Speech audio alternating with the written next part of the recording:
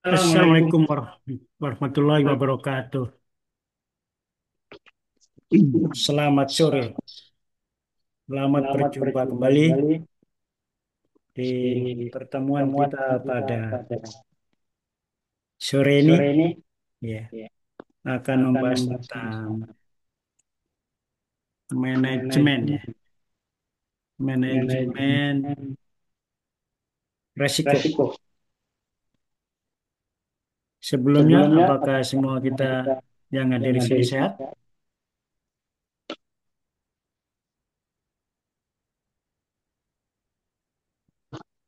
Ya, udah. ya?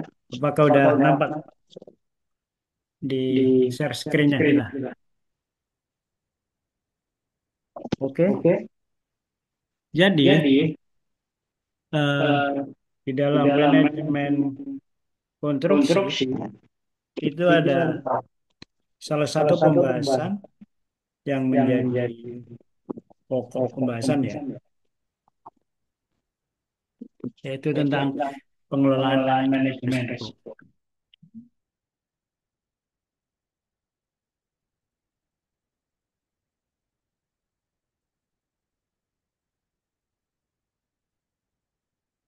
Pengertian daripada manajemen sudah kita sama-sama ketahui.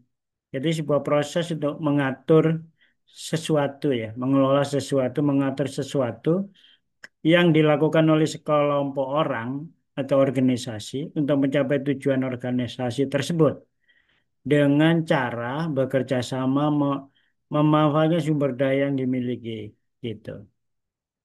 Atau getting thing to other people untuk menggapai sesuatu melalui kerjasama dengan orang lain. Lingkup fungsi manajemen tentunya tentang perencanaan, pengorganisasian, penggerakan atau actuating, coordinating, gitu.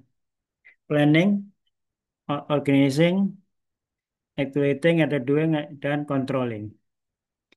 Efektifnya berarti tujuan dapat dicapai sesuai rencana, sedangkan efisien adalah artinya tugas dan itu dijalankan dengan baik. Itu untuk mengawali diskusi kita.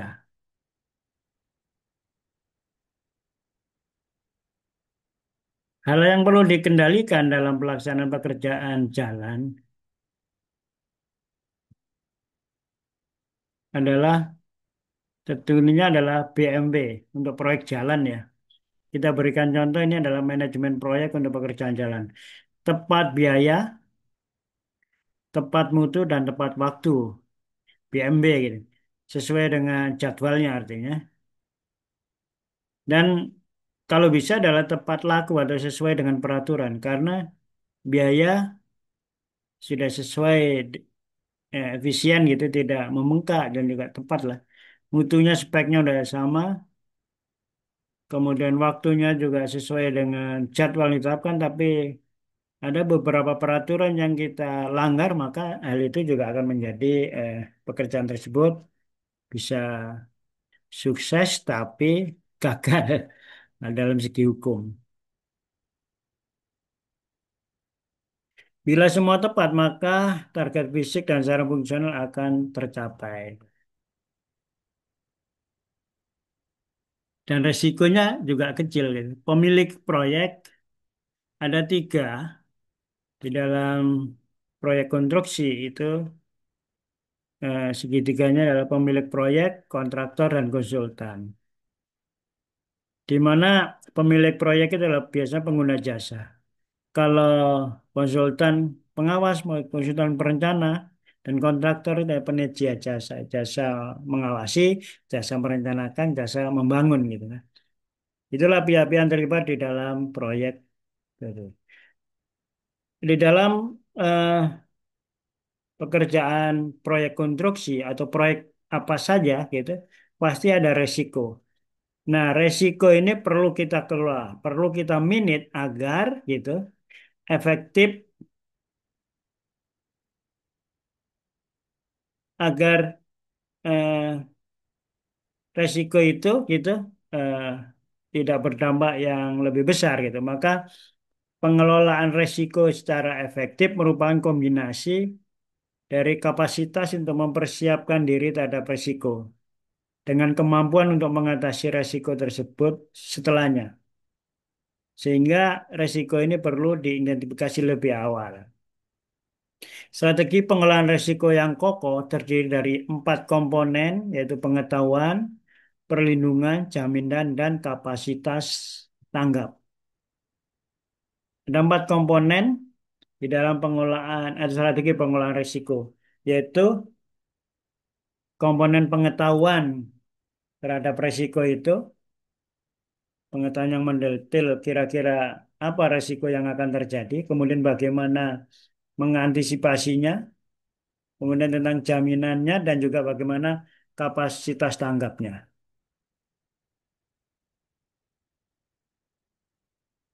Pengelolaan risiko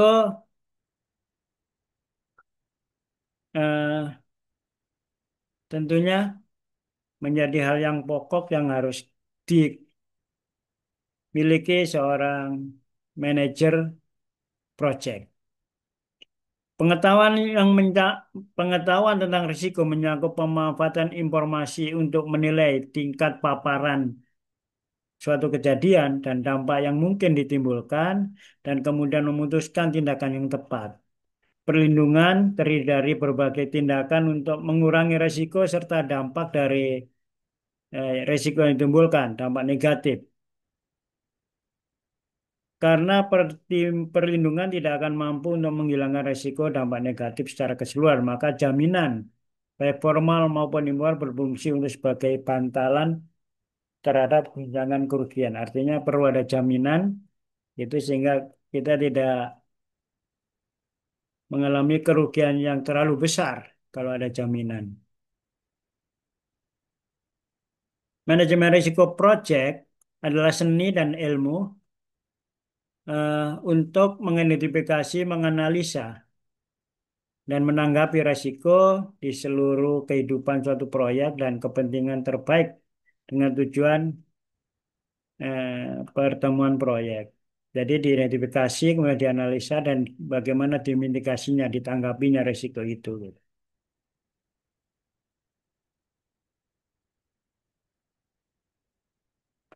Peristiwa tidak pasti yang terjadi memiliki pengaruh positif atau negatif terhadap minimal satu tujuan proyek, baik waktu, biaya, ruang lingkup, dan mutu.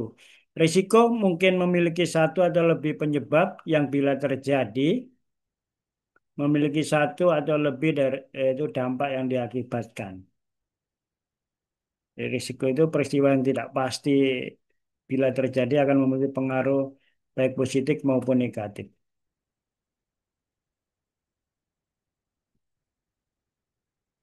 Manajemen resiko project proses merupakan proses yang sistematis untuk merencanakan, mengidentifikasi, dan merespon risiko proyek. Tujuannya untuk meningkatkan peluang dampak positifnya dan mengurangi peluang dan dampak peristiwa yang merugikan.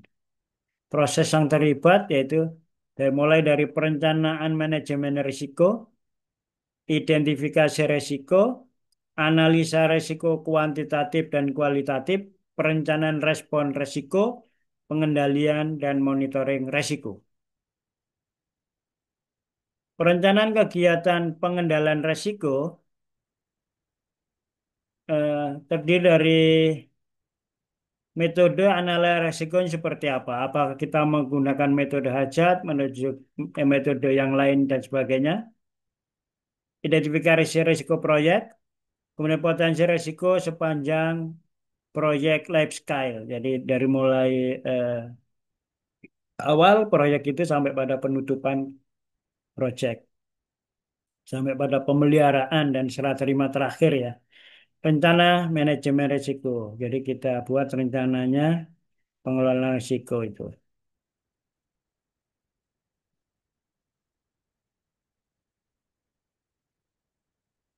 Pengelolaan risiko proyek eh, menjadi unit kompetensi yang diujikan ya. Diujikan dengan Cliff Unit adalah kompetensi ini mencakup ruang lingkup pengetahuan, keterampilan, dan perilaku untuk menerapkan cara pengelolaan risiko proyek. Jadi seorang ahli muda manajemen proyek atau ahli media manajemen proyek, ahli utama manajemen proyek harus mampu mengelola risiko proyek. Pertama, merencanakan kegiatan pengendalian risiko. Metode dan cara analisa risiko ditentukan sesuai dengan keperluan. Potensi risiko proyek diidentifikasi, kemudian prioritaskan potensi risiko sepanjang daur hidup proyek yang telah ditentukan. Jadi mana potensi risiko yang perlu diwaspadai, diurutkan, diprioritaskan. Jadi semua potensi risiko itu harus kita amati, kita analisa, kita identifikasi, dan kita potensinya seperti apa bahayanya. Kemudian buatlah rencana pengelolaan risiko yang disusun sesuai dengan acuan yang telah ditetapkan. Buatlah pelaporan penerapan risiko yang dirumuskan atau em, buatlah mekanisme pelaporan penerapan risiko di seluruh kegiatan proyek itu. Jadi, metode dan cara risiko ditentukan sesuai dengan keperluan. Resiko, ya kita kembali lagi nih pengertian resiko. Tadi sudah berbicara banyak tentang resiko. Ini pengertian resiko kita munculkan di sini. Resiko adalah suatu kejadian atau kondisi yang tidak tentu yang dapat berpengaruh terhadap pelaksanaan proyek. Resiko tersebut tidak semua negatif, ada juga positif. Tidak ada jaminan bahwa tidak akan ada resiko pada suatu proyek. Jadi setiap proyek pasti ada resikonya, resiko positif maupun resiko negatif. Resiko yang berdampak besar maupun sedang atau kecil. Sekalipun aktivitas paling simpel dapat memenuhi persoalan yang tidak diharapkan. Jadi meskipun kegiatan itu simpel, salah satu kegiatan proyek itu ada yang simpel, tetap saja kita tidak mengharapkan adanya suatu masalah ya. Setiap saat sesuatu dapat saja terjadi pada proyek dan dapat merubah atau mengurangi hasil kegiatan proyek. Risiko dapat saja berupa kejadian misalnya kebakaran atau bisa juga kondisi seperti keter ketidaksediaan suku cadang atau bahan atau material gitu. Itu juga risiko. Atau harga naik ya. Hal tersebut dapat terjadi dan dapat pula tidak terjadi. Jika terjadi akan memaksa kita untuk merubah, menyesuaikan cara kita melaksanakan proyek, baik perubahan jadwal, perubahan metode kerja maupun perubahan biaya. Merencanakan kegiatan pengendalian risiko dengan menggunakan metode dan cara analisa risiko ditentukan sesuai dengan keperluan. Potensi risiko proyek diidentifikasi, prioritaskan mekanisme laporan. Ini kita ulang lagi ya tadi ya. Baik, kita next. Next. Metode dan cara analisis risiko ditentukan dengan keperluan. Jadi analisis resiko kualitatif digunakan sebagai sebuah screening awal untuk peninjauan ulang risiko proyek. Jika menginginkan penetapan cepat, itu gunakanlah analisa risiko kualitatif. Pendekatan yang dipilih untuk proyek sederhana dan proyek kecil yang tidak memerlukan analisa kuantitatif. Jadi analisa risiko kualitatif digunakan sebagai screening awal dan juga penetapan mengingat penetapan yang cepat dan juga pendekatan yang dipilih untuk proyek yang sederhana dan proyek kecil. Jadi kalau untuk proyek besar maka perlu analisa kuantitatif.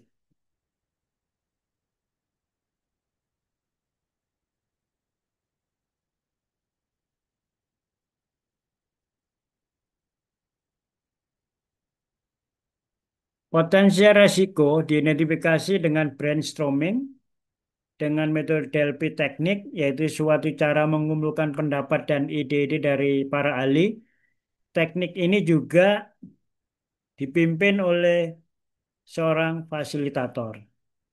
Kalau pada cara brainstorming, pendapat dikumpulkan melalui pertemuan rapat pada cara Delphi teknik ini melalui kuesioner dikirim kepada para ahli terpilih tentang risiko proyek yang penting. Fasilitator mengumpulkan semua jawaban untuk kemudian dikirim kembali kepada semua ahli. Jawaban-jawaban yang dikumpulkan dan dikirim kembali tidak diberi nama ahli yang mempunyai pendapat. Jadi para ahli tersebut dapat memberikan umpan balik secara objektif atau jujur. Jadi umpan baliknya tidak perlu dikasih nama. Atau dengan cara wawancara, yaitu untuk merupakan bagian penting dari mengumpulkan informasi tentang resiko proyek. Cara ini dilakukan dengan mengumpulkan informasi dari orang-orang yang mungkin mempunyai pendapat tentang kesulitan dan risiko apa yang mungkin terjadi pada suatu proyek. Jadi, cara melakukan identifikasi risiko proyek, potensi risiko proyek itu ada tiga cara, yaitu melalui brainstorming, melalui Delphi teknik, atau melalui wawancara. Dan identifikasi sumber penyebabnya ada empat. Dengan menganalisis setiap risiko dan mencari tahu apa sesungguhnya yang ada di belakangnya. Misalnya longsor, longsoran tebing gitu. Dan ambruknya tenda merupakan dua risiko yang terpisah, namun kalau diperhatikan lebih detail mungkin terdapat hubungan antara keduanya.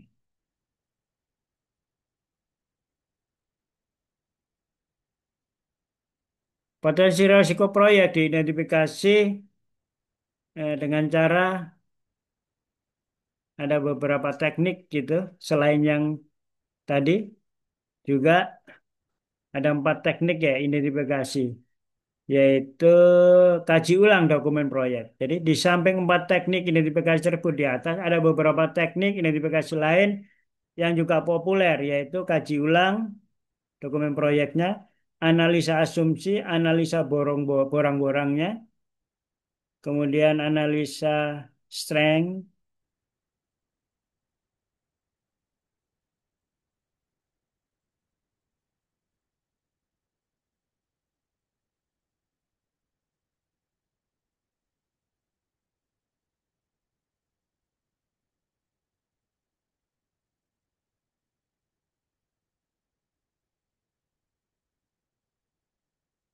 demikian itu.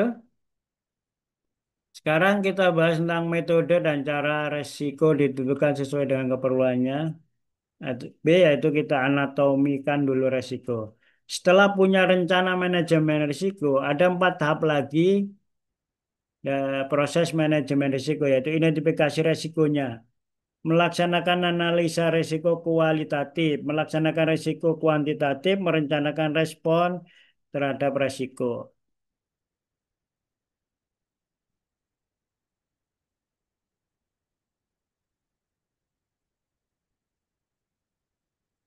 Jadi kita ulang.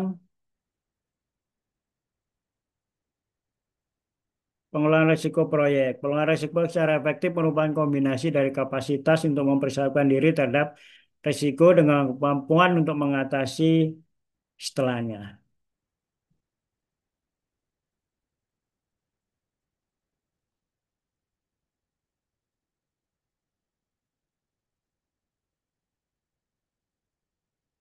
Jadi itu kita ulang tadi. Maaf ya,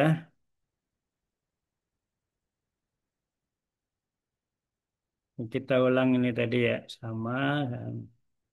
Oke.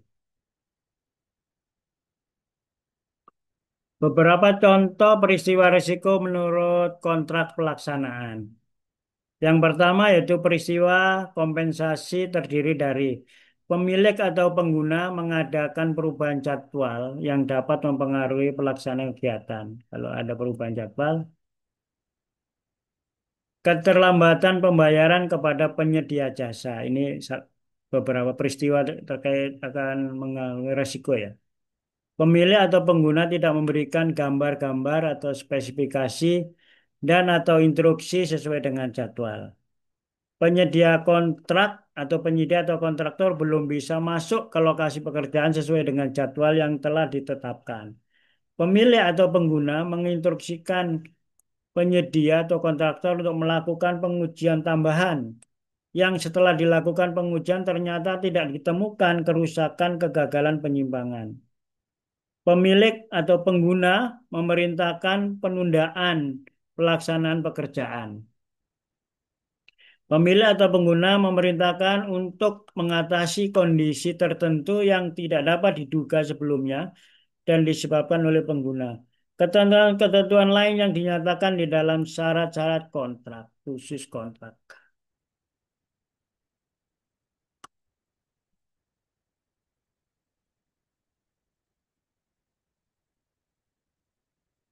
Kita ulang hari ini. Baik,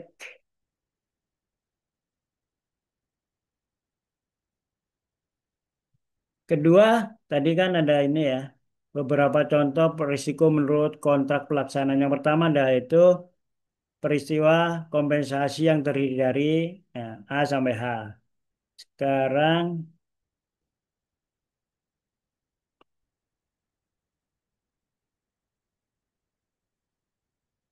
potensi resiko yang bisa disebabkan oleh kahar atau suatu kejadian yang terjadi di luar kehendak para pihak yang terkait dengan pelaksanaan proyek dan tidak dapat diperkirakan sebelumnya.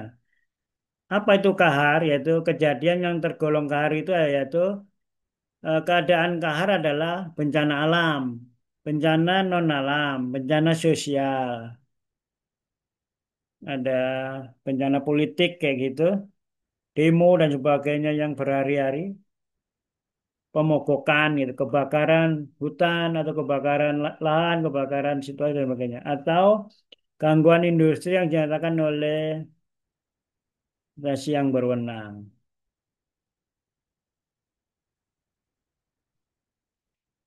Prioritas potensi resiko sepanjang darulang proyek ditentukan, yaitu pengertian project life cycle. Menurut Project Management Body of Knowledge gitu, yang edisi tahun 96, construction project life cycle adalah seperti yang ditunjukkan pada gambar 5 ini.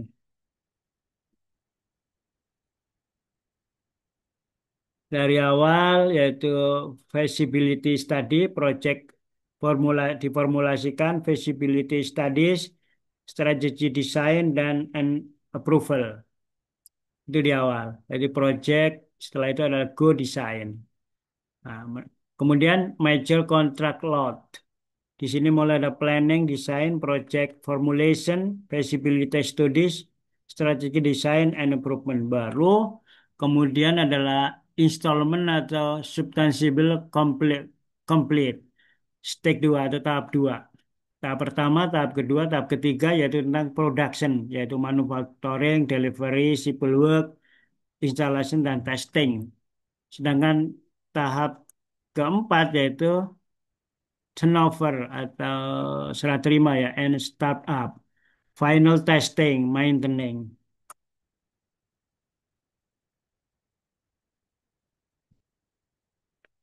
Rencana pengelolaan risiko disusun sesuai dengan acuan yang telah ditetapkan.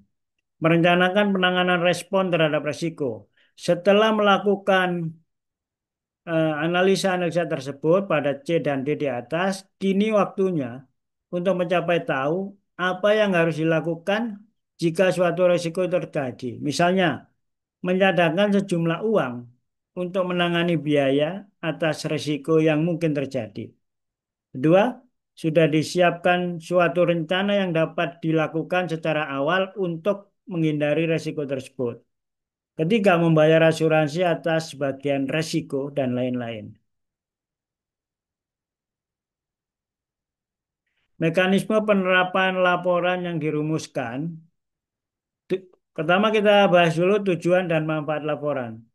Tujuan laporan yaitu memberikan informasi tentang pelaksanaan pekerjaan. Dua, sebagai sistem informasi dan dokumentasi Alat untuk evaluasi dan pengambilan keputusan berikutnya. Merekam kegiatan, melaporkan kemajuan pekerjaan secara berkala yang berisikan semua kegiatan selama masa laporan. Keempat, manfaatnya yaitu, manfaatnya adalah memenuhi ketentuan kontrak dan catatan sejarah pelaksanaan kontrak dan alat pengendalian pelaksanaan kontrak serta dokumen pendukung pembayaran hasil pekerjaan dan dokumen pendukung perubahan dan amandemen kontrak. Kejadian-kejadian resiko ditemui selama masa pelaksanaan ditulis dengan rinci dan di dalam setiap laporan. Jadi dimasukkan dalam setiap laporan. Mekanisme pelaporan dirumuskan sebagai berikut. Mekanisme pelaporan pelaksanaan manajemen risiko harus terintegrasi di dalam sistem pelaporan pelaksanaan proyek secara keseluruhan. Setiap kejadian terkait risiko atau yang akan berakibat pada kejadian atau keadaan risiko harus masuk dalam laporan periodik berkala, laporan antara laporan khusus dan juga laporan akhir gitu.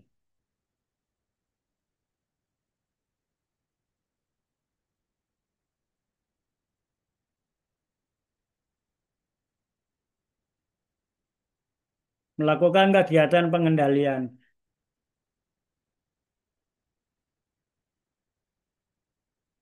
Proses dan kegiatan untuk tujuan diidentifikasi dan berpotensi yang telah tercapai dikaji ulang. Resiko-resiko ditindaklanjuti sesuai dengan rencana pengelolaan resiko dan wewenang yang diberikan. Cadangan resiko terukur, dipantau sesuai dengan rencana pengelolaan resiko. Peluang dalam hal resiko eh, yang sama harus diidentifikasi. Jadi melakukan kegiatan pengendalian resiko itu adalah A, B, C, D, yaitu bagaimana yang saya sampaikan tadi yaitu tujuan diidentifikasi, resiko diidentifikasi, cadangan resiko terukur, peluang di dalam resiko yang sama diidentifikasi.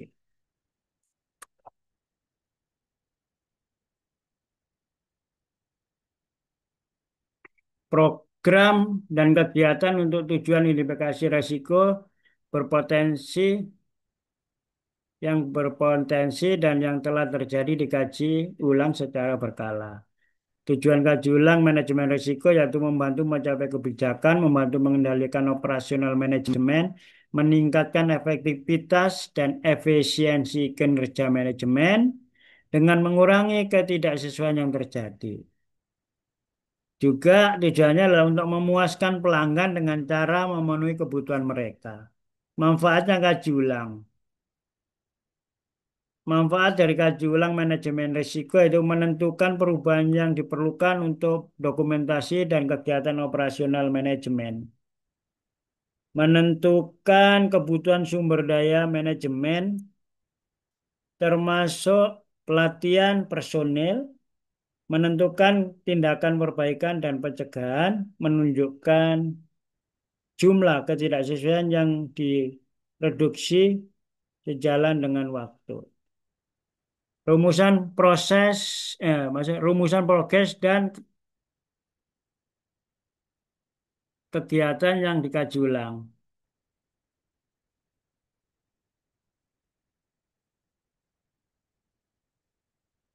Untuk mencapai kaji ulang terhadap manajemen risiko, maka rumusan progres yang perlu dipertimbangkan antara lain frekuensi atau jadwal kaji ulang, tanggung jawab pelaksanaan, dan siapa saja yang terlibat, jenis isu atau materi yang dibahas, dan bagaimana perubahan atau tindakan dilakukan, serta rekaman yang diberi yang berkaitan dengan kaji ulang tersebut. Sehubungan dengan hal tersebut, maka sesuai dengan tanggung jawab dan wewenang masing-masing, para manajer menyiapkan masukan dan melaporkan untuk kaji ulang manajemen yang mencakup informasi antara lain kecocokan kebijakan dan prosedur, laporan dan personil manajemen dan penyedia, hasil audit internal yang terakhir, tindakan perbaikan dan pencegahan, asesmen oleh badan eksternal, hasil uji banding atau uji profisiensi, perubahan volume dan jenis pekerjaan, umpan balik pelanggan, pengadaan, rekomendasi tentang peningkatan faktor-faktor relevansi lain seperti kegiatan, pengendalian mutu, sumber daya, dan pelatihan staf. Progres dan kegiatan untuk tujuan identifikasi resiko yang berpotensi dan yang telah terjadi dikaji ulang secara berkala. Tujuannya kaji ulang manajemen risiko tadi udah, manfaatnya juga sudah kami sampaikan, diulang kembali.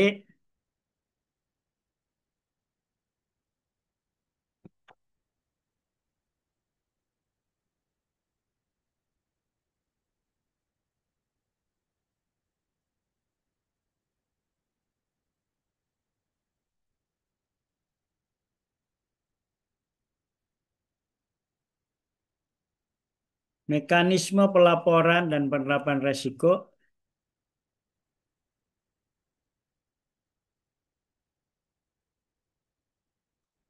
Baik, itu eh, tentang manajemen resiko ya.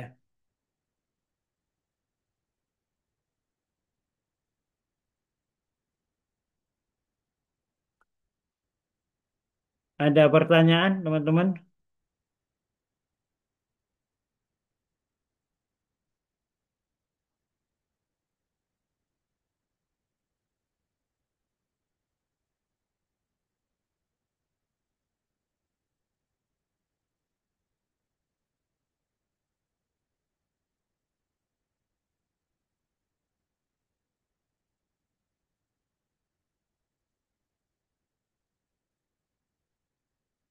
Semoga bisa dipahami ya apa yang saya sampaikan tadi. Eh,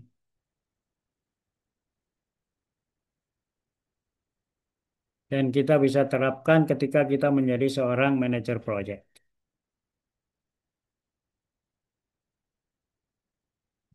Ada pertanyaan?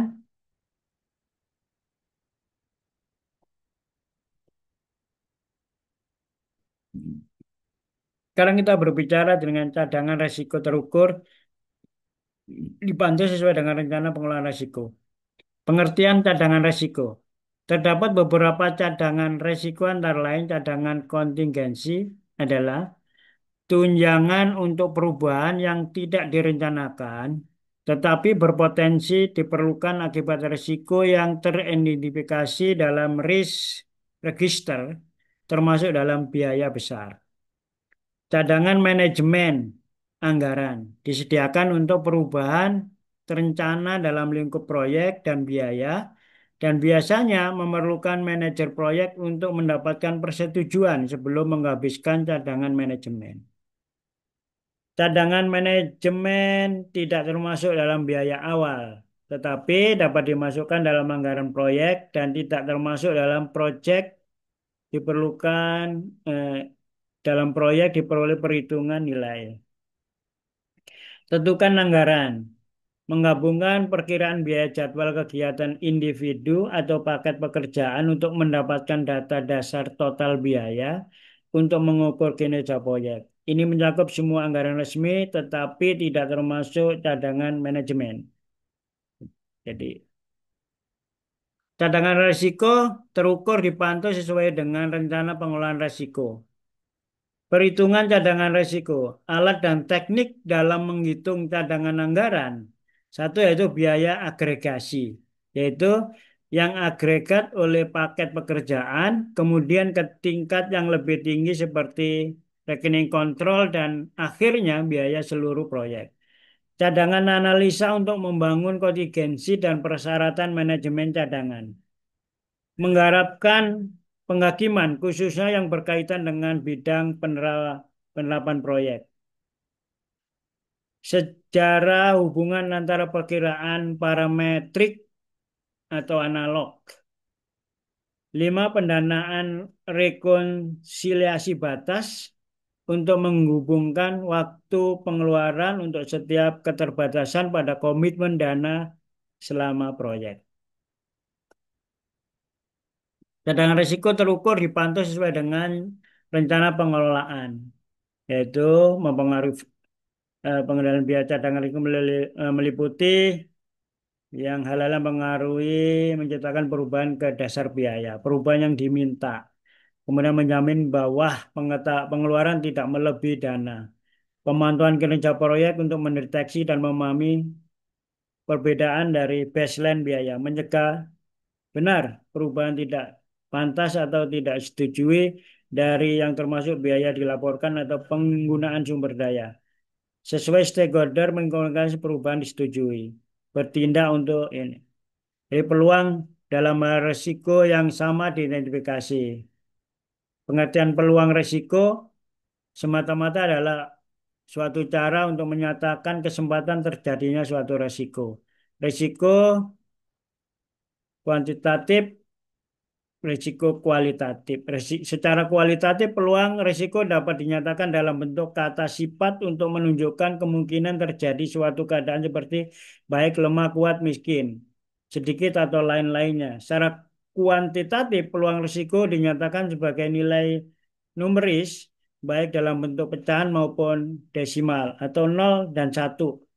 Peluang risiko sama dengan 0 berarti sebuah peristiwa tidak bisa terjadi. Sedangkan peluang sama dengan 1 berarti tersebut pasti terjadi.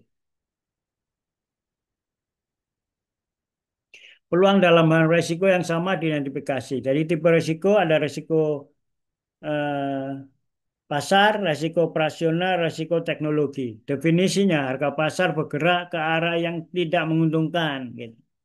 Teknik pengukurannya adalah value at risk, VAR. Stress testing. Risiko operasional, kerugian yang terjadi melalui operasi perusahaan, misalnya sistem yang gagal, serangan teroris, dan sebagainya.